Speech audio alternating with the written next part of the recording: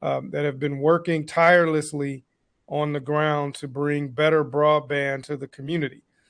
In full disclosure, I have worked directly with these wonderful people during my time at NTIA. We went through a community broadband workshop, one of the first communities that we worked with, and they took that information, ran with it, and all the way up until the award of a GUMBO grant.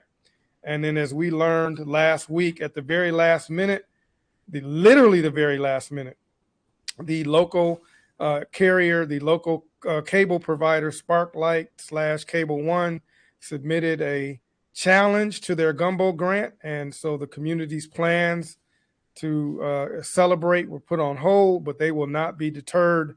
But you didn't log in to hear me speak. You logged in to hear from our distinguished guests. And so at this time, I want to introduce members of the Delta Interfaith community. This is part of their broadband task force. We have Laura Arvin, we have Nathaniel Wills, we have Mr. Leatrice Hawkins, Ms. Wanda Manning, and as soon as we can get our buddy Linda Milliken in, we'll get her in as well. So I wanted to start off just by thanking you and welcoming you to the Broadband.Money community. Thank you. All right, well, let's get started, right? So let's start where we left off, right? So when we worked with you right at the beginning and in the midst of the pandemic, we were working with our NTIA family, and you were a part of the first local community to go through our broadband workshop.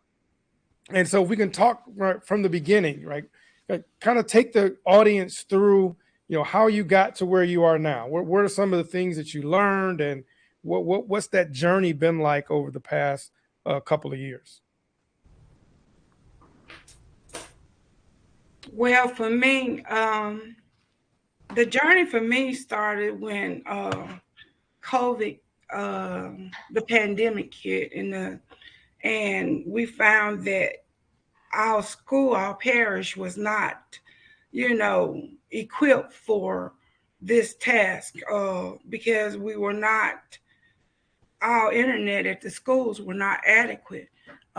Kids couldn't stay online. The virtual classes were a mess because we were not fully equipped to the kids to stay online. So the journey I got started in January with Delta Interfaith, in that we realized that we needed better internet service in East Carroll Parish to keep our kids in their remote classes.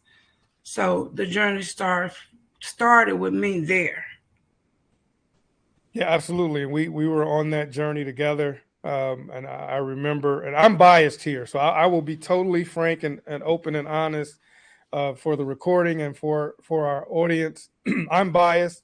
I have grown to know, this group.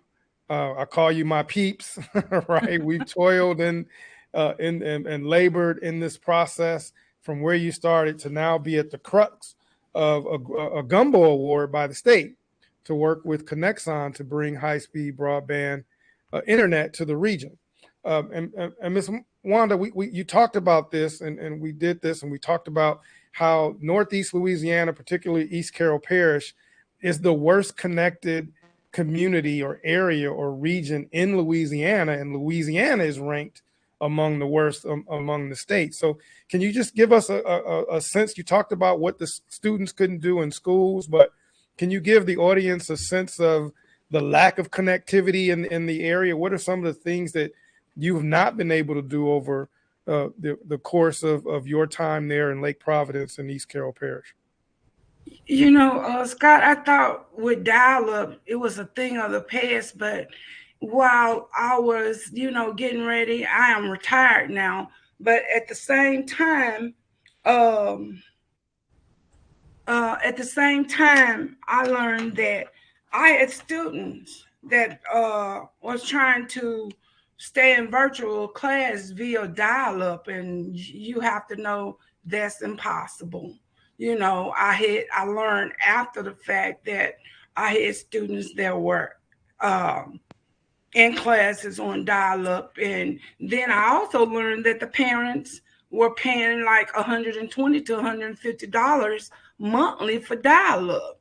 And then they explained to me that even trying to upload pictures, it took 15 minutes to an hour to upload a picture, and then that did not even work. She said it would drop and start over and things like that, and that's just horrific. Right. And with other situations with parents that's in the city limits, they did not have adequate, no, let me go back, they did not have any connection at all. One parent stated that she can just look out her front door and look at the high school and no one would service her. And that means no contact with the grandchildren. No one can stay over because of homework. They did their work via internet at the time, but the parents and the grandparents couldn't stay in contact with one another due to all of these poor connections. Absolutely, and we've documented that. And Laura, can you talk about just the outreach, right? Because the Delta Interfaith is, I think, a wonderful example of the community coming together, right, across Yes. a bunch of interdisciplines and faiths in the community. But you've all come together to coalesce around a number of issues. Broadband is just one of them. Can you give the audience a sense of the outreach efforts over the last couple of years, all of the things that you have done as a community to come together to bring better broadband to your community? Certainly. Yes, we Delta Interfaith is a coalition of congregations that works across race, socioeconomic situations, church affiliations, and it's not just congregations. There are some organizations, family-serving organizations that are members as well. But yes, we are a trusted organization in the community. We reach out when things need to get done. The leaders gather and we take the message or our concerns back to the congregations, and it works the other way around. They share what's going on in their lives, where the pain points are, if you say, and then we mobilize and organize together to face these challenges. And so you're right, we have done some other work around voting. When it comes time for voting, we get out the vote. We've worked with some tax issues. There is a program in Louisiana that takes money out of communities that we feel shouldn't be taken out of certain communities, and are trying to give that choice for that happening. Balance the need to bring better jobs, but to not ruin your schools in the process of doing that. So that's an issue that we've been working on. Right. Healthcare is a big deal. Bringing services in town that aren't usually here. We have an RV unit that comes in quarterly to do mammograms. So we're very active in the community, and it as a trusted organization, doing that broadband piece, as you know, is trust is a very big deal for people. Absolutely.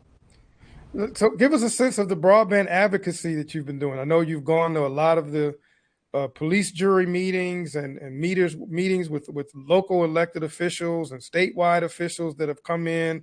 I'll let the audience know you actually defeated a project that we felt at the time was substandard. We still feel that way. They were trying to come in, but you all were very involved, if not a core component, a critical component to ensuring that only high quality broadband will be brought to your community. Could you sum up briefly just all of your outreach with local elected officials and all the meetings that you've attended as a group over the last couple of years to bring better broadband to the community?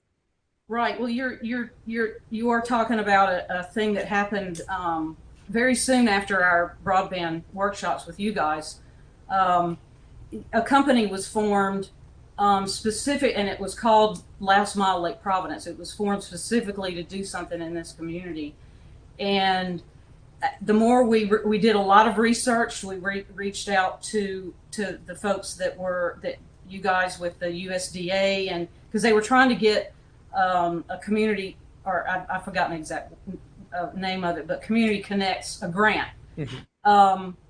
And so the proposals that we had learned some about the financing of things from those workshops. So we realized that what they were asking Lake Providence, the town, and East Carroll Parish, what we call the police jury, to do was sign a memorandum of understanding, which is an exclusive contract not to do business with anybody else. And they were wanting to build, so we have 420 square miles in East Carroll Parish. And they wanted to issue revenue bonds for $50 million to build fiber in the town, which the town is probably a square mile of maybe 2 miles, and then a fixed wireless solution out in the parish. And at that time, we just knew somebody was going to make some money, and it wasn't going to be made by anybody in the parish, right? Absolutely. So as that trusted organization, yes, we rallied and met with the police jury, and there was a little bit of learning that had to go on both sides. So those governmental entities learned, like we did, how this works. And we were able to stop that MOU from being signed. And because they kind of faded out. I mean, we couldn't find any work that they had ever done anywhere else. This name that was added to this organization was just basically pretending to be a community partner, right. And they were not. So we haven't heard anything from them since. Thank goodness. So, and rightly so. You all stood up and for sure. Yeah, and went to all of the local meetings. You went to all of the community meetings. You galvanized support across all the elected officials to understand that you weren't going to accept, Delta Interfaith wasn't going to accept anything less than the high standards, high quality, high speed broadband in the community. For sure. So let's shift gears a little bit and talk about this current, I don't want to call it a controversy because it's really an annoyance. I feel really bad. I want to just go cursing off, and I can't do that. But because I love you all, right? And I know what you've gone through and what you've been through to bring broadband in the community. And here you are on the cusp of a celebration, working with Conexon and the GUMBO Grant Award, and the governor was there. And then your local cable provider, Sparklight, aka Cable One, files this last minute challenge. So I just want to spend a little bit of time, not a lot on them, but I want to spend a little bit of time so the audience can understand the type of company this is. And Ms. Manning, can you explain to us the quality and the type of service that Sparklight has in the community? They claim they offer up to a gigabit service in the community. I've done some research, but can you explain to us the type and quality of service and presence that this quote unquote local incumbent has in East Carroll Parish and Lake Providence? Well, needless to say, I do have Sparklight service. And the thing is, legitimately saying, they say their claim is you can get up to 100 megabytes of service. And if you can get up to it, doesn't necessarily mean you're going to get 100. Right. And I have yet to get 100. And so their claim is that since they serve East Carroll Parish, just because I have it in my census block, they say, well, I'm serving the block. So with their service is that, I have service some of the times, but for the amount of money I'm paying, I should have service all of the time. And so therefore, it's just, it's just what they say.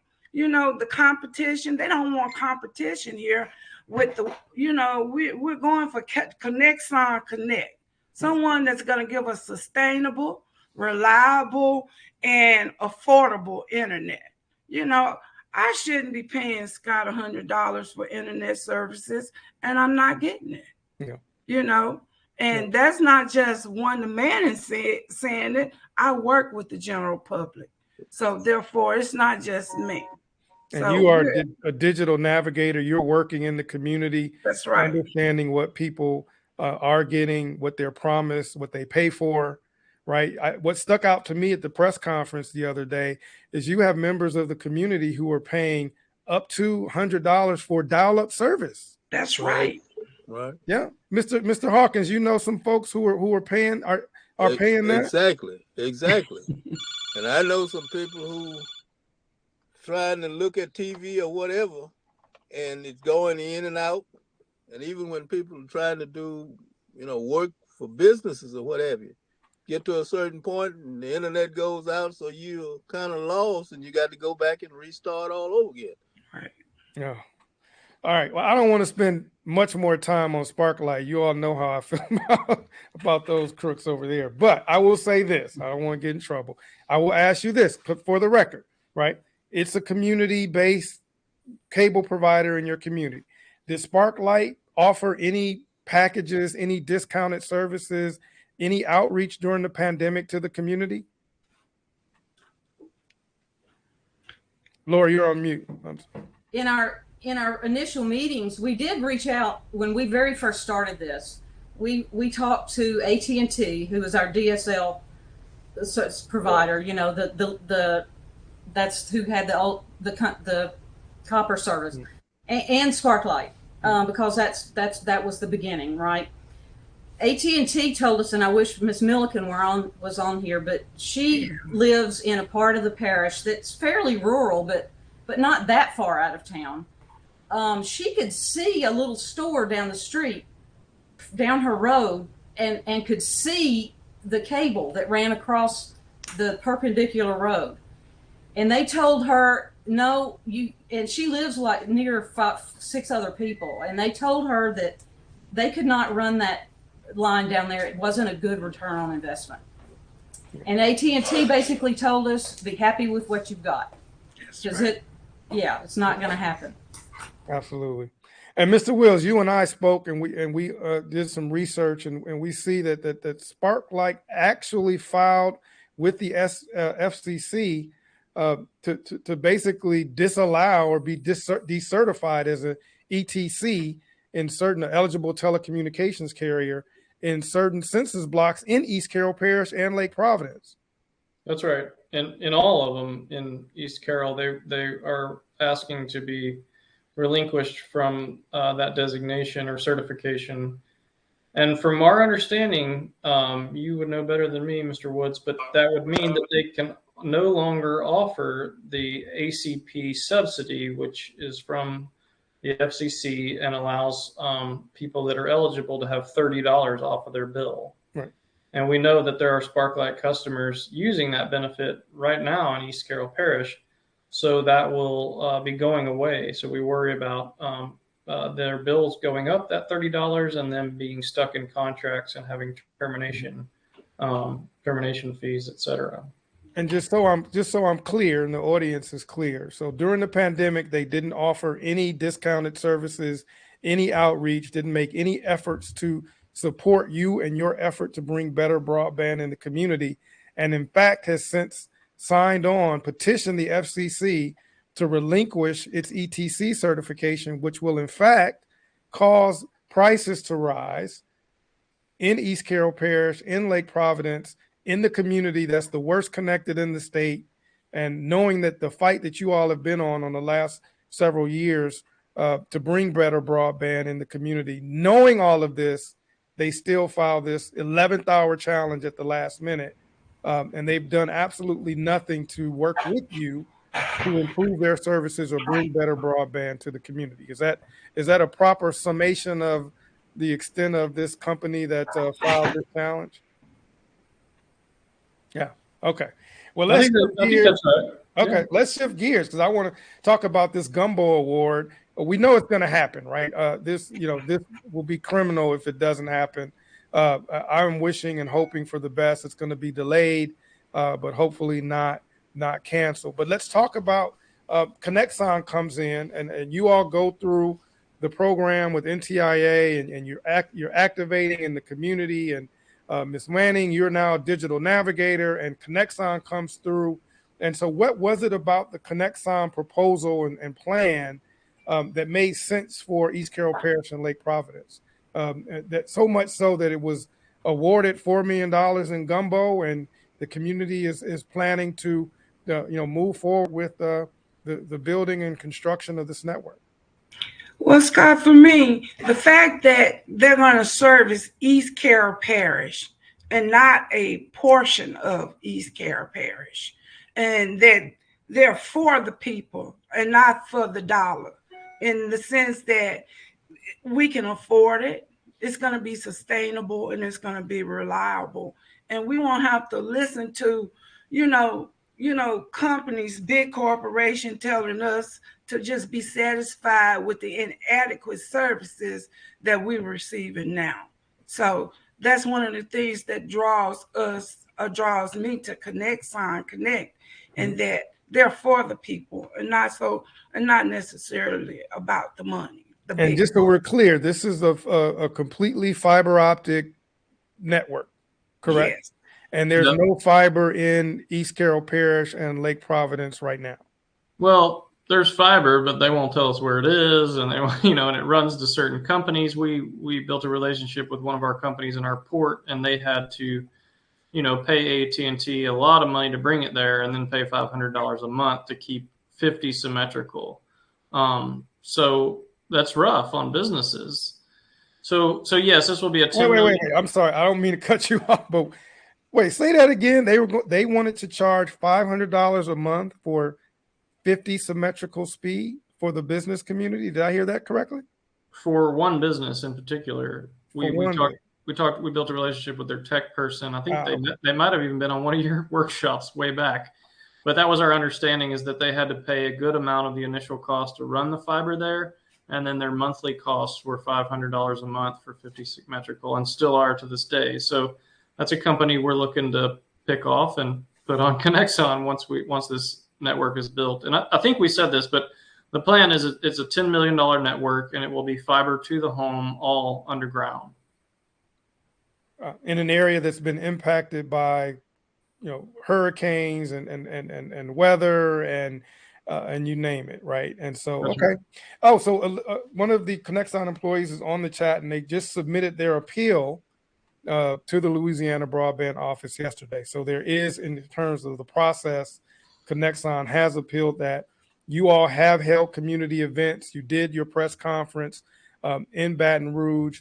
Is there anything that you want our community to know? What can we do to support you as we move forward? I know you had the letter that was going around that we've signed on, but what can we do to help you out? Well, keep telling the story and just keep shining light on this, because it's happening all over Louisiana, and it's happening all over the country. And if a giant corporation is allowed to hollow out a $4 million grant to the least connected place in Louisiana, probably the least connected place in all of the South, if that goes, man, everywhere else is in real trouble. Yeah. I mean, so we've got to look at some of our processes, and the telecoms have been looking at how these laws are written for a long time, and they're written very well to their advantage. Yep. So we do have an uphill battle in this protest process. We feel very confident about it because, as Ms. Manning and Mr. Hawkins and Ms. Arvin said, the service is abysmal. They serve some people, but they don't serve them well. And so we don't think that they have an argument that this money should not be spent to build to this area. But just keep telling the story. We're asking Sparklight to withdraw this. We don't think it's good for the community. We don't think it's good for democracy. We don't think it's good for families. We don't think it's good for children. I mean, this is one more year that the students of East Carroll Parish are going to school without internet in their homes, and that's ridiculous. I mean, we've had the time to figure this out. So just keep telling the story, keep asking questions, keep digging. Is how you can be helpful. And it would not be appropriate for me not to set the stage of what the demographics for East Carroll Parish look like? I know the Delta Interfaith is this wonderful conglomerate group that's come together and brought the community together. But Mr. Wills, if you can just give us an overview of the demographics of Northeast Louisiana, East Carroll Parish, Lake Providence, and again, and then we'll talk about kind of next steps. What do you have planned next? But I think it's helpful, again, that you set the stage about the least connected area or region or county in the state, or parish in the state, in a state that's already one of the last least connected in the nation. So what are the demographics of East Carroll Parish and Lake Providence? Well, once upon a time, we did a cool broadband workshop, and someone created a great demographics sheet for us. That was you, Scott. Who would that be? Well, y'all help me out here too, Miss Arvin. You might have it on the wall there behind you. But basically, East Carroll has been named, I think it's called a county of persistent poverty. Is that right? Is that the right designation, Laura? And so it's a small parish. There's only 7,000 people. And I forget the black and white breakdown. Do y'all know it? 70% black, 35% white, or no, 25%. Anyway, roughly that with some other. Predominantly African American population. Yes. Yeah, right. 48% people in poverty. 72% of children under 18 in poverty. Yeah. And our school system is about 98% free and reduced lunch. Okay. So again, we know the need is there. We understand the connectivity profile of the community, and yet and still, you all are fighting tooth and nail to bring this high speed, broadband to the community. So what are your next steps? And you all should be commended for that, right? And I told you at the top of this, I'm biased. I've known all of you and gotten to know all of you personally. I don't use this often. I have grown not only just to respect you, but I actually love you all. You all have been everything that we encompass about what's great about the community. You've come together. And so we wish you the best, but what are your next steps? So what are you doing this week, this month? When does the governor have, or the Louisiana Broadband Office, how long does it have to make its decision? And what's the expected outcome here? So we're continuing our pressure on Commissioner Jay Darden, who could be the final arbitrator on this, and the governor, but not as enemies, as allies. I think they want this to happen too, right? This is federal money that's come down that's meant to not sit in the bank. It's meant to build fiber networks. And so to figure out with them a way to make this go forward is our next step. And we're doing that through research, through combing through legislation, through meeting with the companies that are bringing these protests. I don't know if we mentioned, but across the state, almost half of the awards are being protested in the same fashion. We saw 28 of the 67 awards are under some type of challenge or protest, and that number is growing, in my understanding. Yes.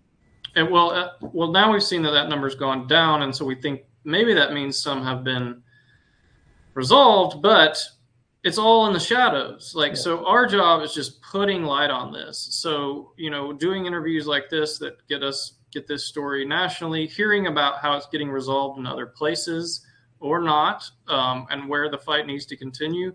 And then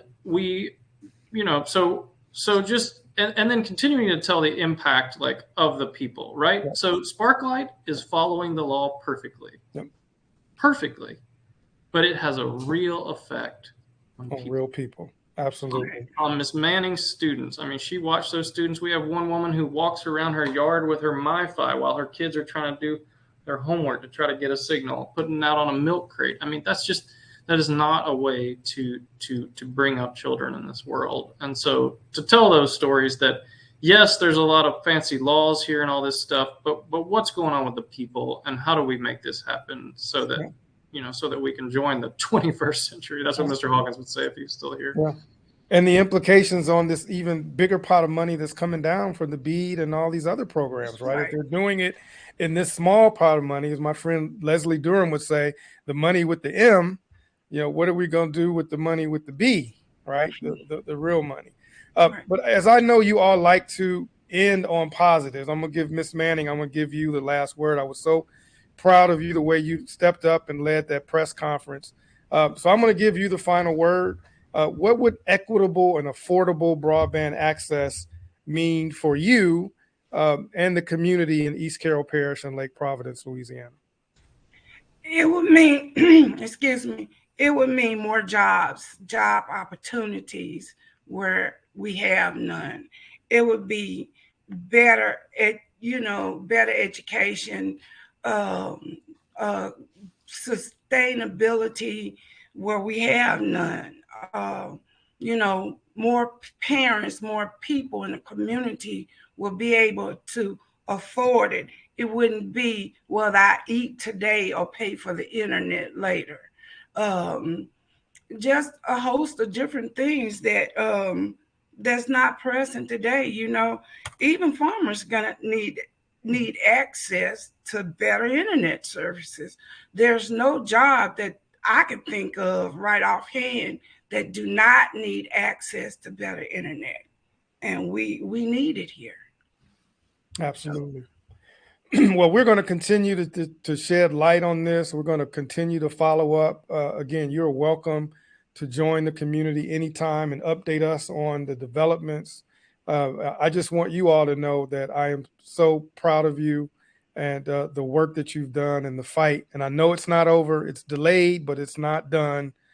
Continue the good fight. If there's anything that we can do, is there anything that I can do, consider it done. Real proud of you all. Love you all. Miss you all. Can't wait to get down there and see you all. We'll celebrate the right way, the way you all do in Northeast Louisiana once we get through all of this foolishness. But again, thank you so much for taking time out of your day today to meet with me and us and our audience. And we'll definitely follow up. So thank you very much, and we appreciate it. Thank you, Ms. Woods. Thank you for having us. All right.